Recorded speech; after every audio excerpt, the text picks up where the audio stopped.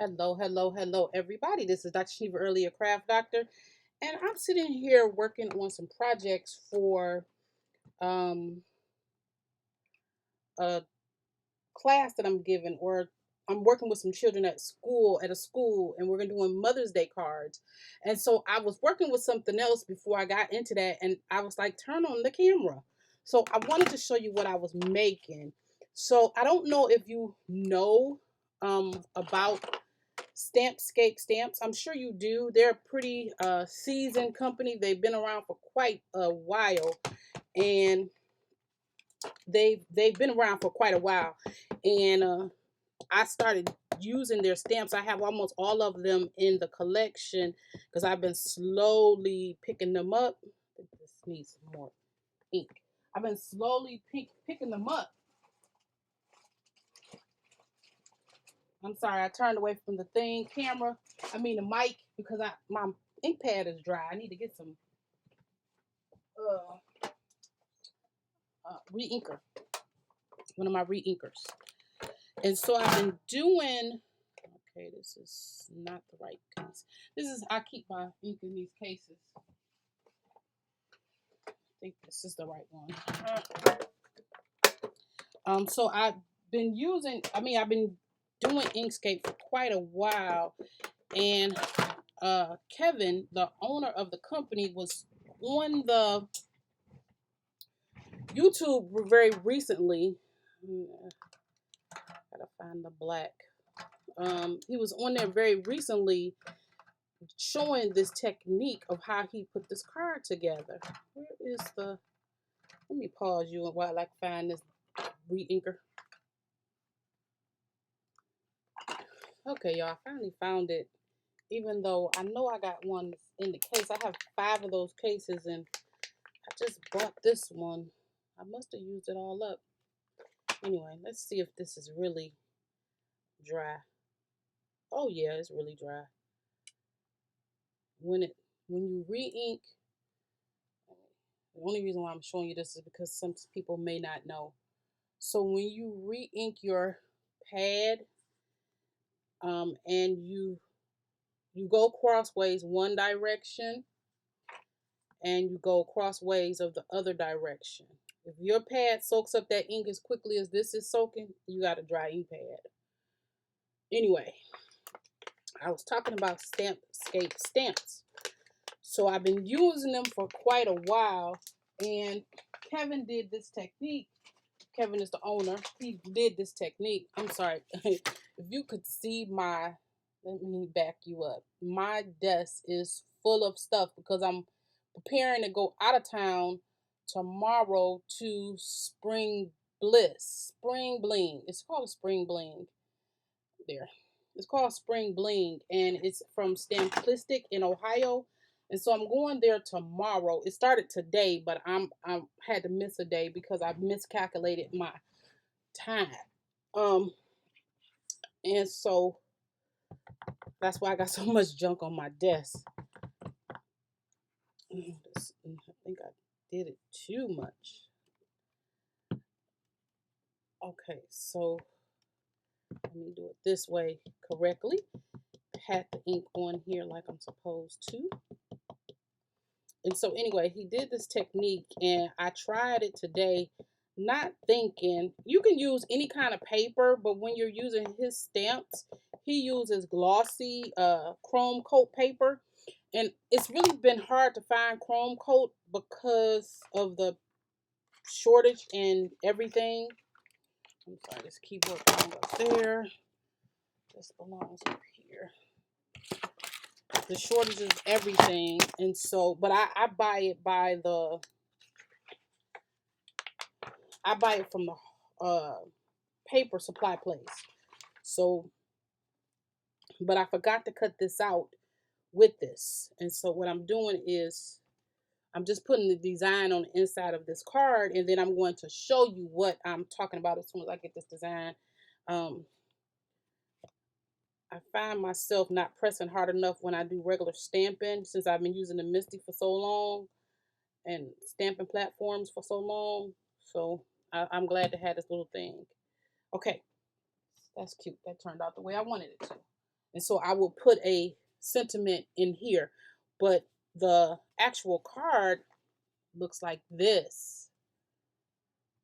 And I used the Stampscape stamps, and I stamped the image, and I cut this out with this die. These are some old, this is called Foundation 8 Rectangle Label. This is an old tattered lace set. Maybe I've had it like maybe 3 years or something, but I fall back on these all the time because it has so many from the teeniest tiny up, and I have this shape. Like, this is foundation 8, and I think there's like 10 foundations, circles and squares and rectangles. Oh my. I'm silly, never mind. Oh,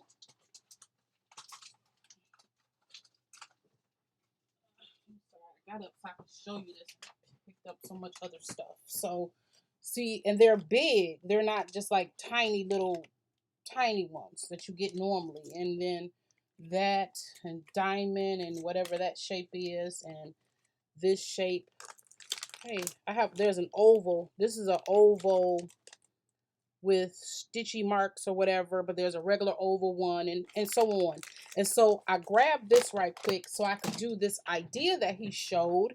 And what he did was he cut this out on I think his wife did, cut an oval out on the Cricut, and then cut a bigger oval, and he did the design on here on his regular machine. I mean, on the regular oval, and then matted it like this. And I just really wanted to try and see if it would work. So I did the same thing, and I just used one of my die cuts. So you can use any die cut to do what he's doing or what he did. And it doesn't have to be this big, because I made this is bigger than a 5x7, because this one is 5x7. So this here must be 7 3/4, which was too big for an envelope. Yeah, it's 7 3/4. So I would have to make an envelope for this because it's so much bigger. Yeah, it's 5 3/4. No, 5 3/4 by 7 3/4. So if you wanted to make one to fit in a 5x7 envelope, you would go smaller. So you would do like maybe a 5, and then this will be the 5 1/4, and then no, that's still too big, because the envelope is a regular size envelope is 7 1/4. So you need to make this 7, this 6 3/4, this one 6 1/2. So it would be no bigger than a 6 1/2, whatever. Like this would be, if this will go in a 6x6, I would have to back it all up. That the outer card would be 6, then 5 3/4, 5 1/2, or whatever, on whichever one you use. Okay, and so I just really wanted to see if I could do that. And these are his stamps. And so I wanted to do the same thing with some of these other, I got these Northwood stamps at the last stamp show. And I wanted to see if I could manage to do the same thing with these stamps. So I got quite a few of them, and I picked them out so I could color them with watercolor. And I have only used these twice, maybe 3 times. And so I want to see if I can do the same thing with another company stamp. So let's pick this one, the teacup. And I won't stamp it that big. I'll make it more A2 size. Okay. I'll make it more A2 size than 5x7. You know, A2 is 4 1/4 by 5 1/2. Get back in there. Okay, so we're gonna do this teapot. Okay.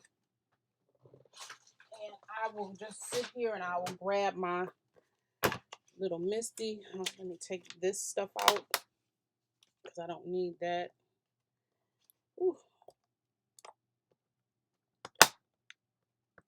Get out. Okay, so first things first, we need to get a shape. So let's pick a shape that's different. Really? Magnets. Cut it out. Let's see. Or do we want to just, you know what? Let's go for that funny oval. This one. Let's go for this one. It's even more to this set. I just picked out what I could reach. Okay, so let me get my T-square and see which one I should pick. That's 5. So let's grab this one maybe. See, also you need to make sure, let's not pick this one because this is not going to be a good example because I think I need more of a square. Yeah, let's pick the square because this needs to be wide enough to get the whole design or a nice size of the design on there. Okay, so let's pick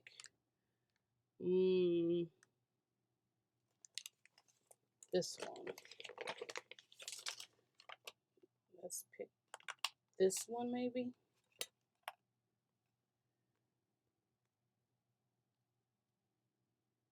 Yeah, that will be the outer one. And this can be the inner one. Yeah. Okay. And the reason why I'm doing this like this is because you want the inner one to be smaller to grab all of it. I think that's the best way to do it. Okay, so I have so much stuff over here.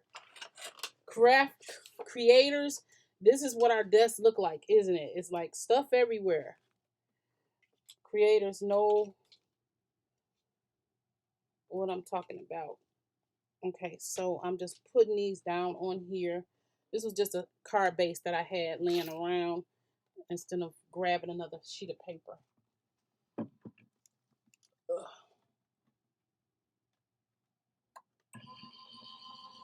My impress machine is right here.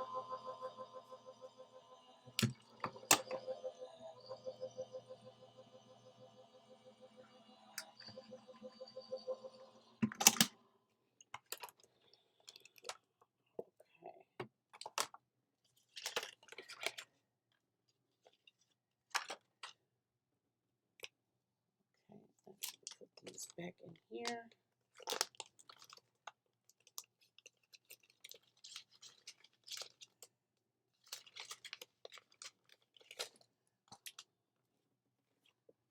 Okay, move this out the way. Okay, now I'm gonna put this down and oh, hold on. Sorry about that. Had a work call. Okay, so I just put this is that sheet from what do you call this place? I can't even remember. Grip mat. This is the grip mat right here. And so this is going to grip my cardstock.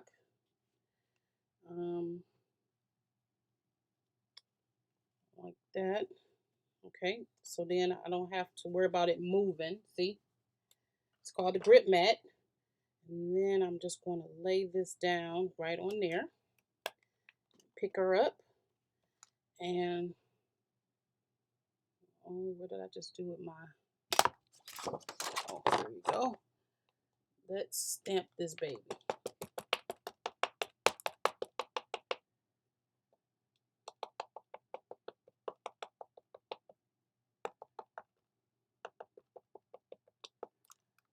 Okay. I keep forgetting to use this thing here.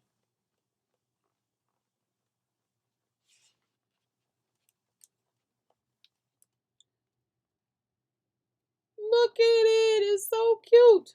Let's make it a little bit darker.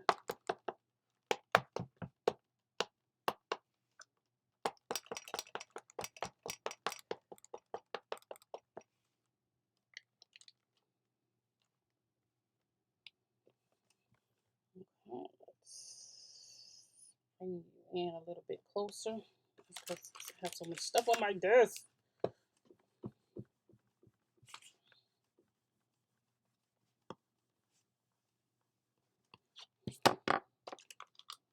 Okay. Oh my God, look how beautiful. I love these stamps. I got them from the Mega Meat in Great Lakes Mega Meat. I got these. Had never seen this company before, and they had these stamps. I'm hoping they're going to be back next month because Mega Meat is the 5th, 6th, and 7th of May, and so I'm hoping they're going to be here. And I need to take a picture of the 4, 5. How many? 2, 5 I have, so I don't migrate to them. Oh, this one would have looked pretty as a scene. Oh my God, that would look so pretty. Anyway, so here we go. This is the scene, and I can just pull that up, and then you just color it up. So I'm not gonna color it because I want to show you this. So I didn't have to use my magnets. So we're gonna put this back in there.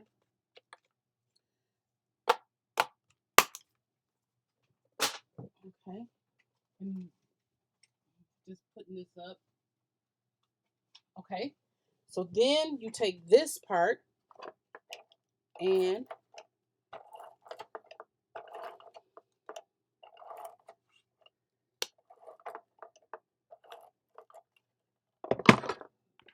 this piece, which is that, yeah, this is the good side. And we're going to take this and mat that on here. Super cute. That's going to look gorgeous colored in. And all you got to do is, even if you don't want to color in all of it, color in part of it.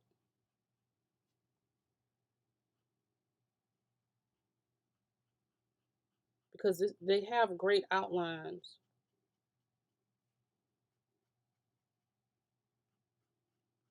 That's super cute. Look at that's beautiful. I just love this design. I just said I wasn't going to color it, and look at my, I